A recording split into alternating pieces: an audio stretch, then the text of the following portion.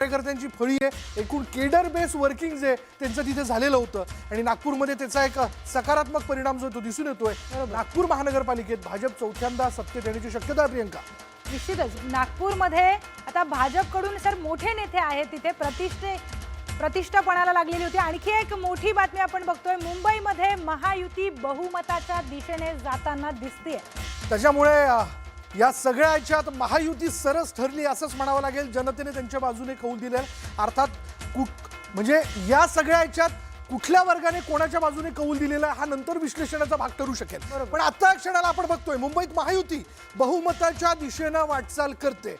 मुंबई महानगरपालिकेच्या सत्तेचा कारभारी कोण हे जवळपास स्पष्ट होताना दिसतंय। महायुतीला बहुमतासाठी केवळ एका जागेची गरज आहे, त्यामुळे ही एक जागा त्यांना सहज मिळेल, कारण निकाल अजूनही स्पष्ट होत आहेत।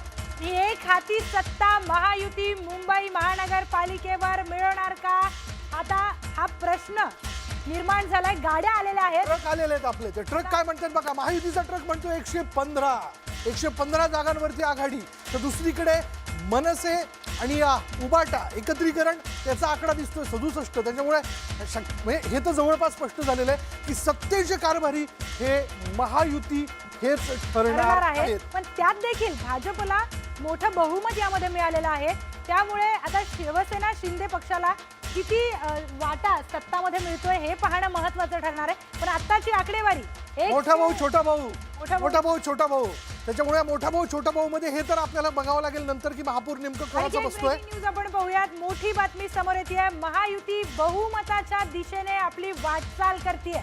115 जागांवर महायुतीचे उमेदवार आघाडीवर आहेत, त्यामुळे पहिल्या कलामध्ये महायुतीला बहुमत मिळण्याची शक्यता आहे। मुंबई महानगरपालिकेवर महायुतीचं बहुमत हे जवळपास निश्चित होत आहे। दहिसरमध्ये सेनेचे मंगेश पांगारे विजयी झाल्याचं कळतंय। आता क्षणाचा निकाल आपण बघतो, ठाकरेंच्या राजू मुल्लांचा त्यांनी पराभव केलेला आहे, त्यामुळे एक एक करत एक निकाल आता समोर येताना दिसत आहेत। पण मुंबईच्या बाबतीत मोठी बातमी, मुंबईच्या जनतेच्या संदर्भातली मोठी बातमी ही आपण पाहतोय की मुंबईच्या जनतेने नेमका कौल कोणाला दिला। 115 जागांवरती आपण जर पाहिलं तर महायुतीची वाटचाल जी आहे ती सत्तेच्या दिशेने होताना दिसते। पण त्याचबरोबर आणखीन एक पुढली ब्रेकिंग न्यूज येताना दिसते प्रियंका, ती देखील आपण जाणून घेऊयात। तर पुण्यामध्ये भाजपचं दुसरं पॅनल देखील विजयी झालेलं आहे।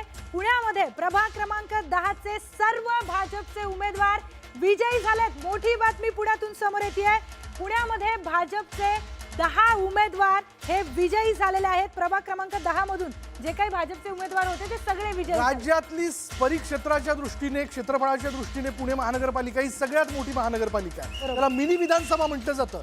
तिथे प्रभाग 10 मध्ये भाजपचे सर्व उमेदवार जे ते विजयी झालेले आहेत। त्यामुळे पुण्यामध्ये भाजपने आपली प्रतिष्ठा ही जवळजवळ राखल्याचं दिसून येतं। मुरली अण्णांनी आपल्या ट्रकचा स्पीड कायम ठेवलेला दिसतोय, त्याला मात्र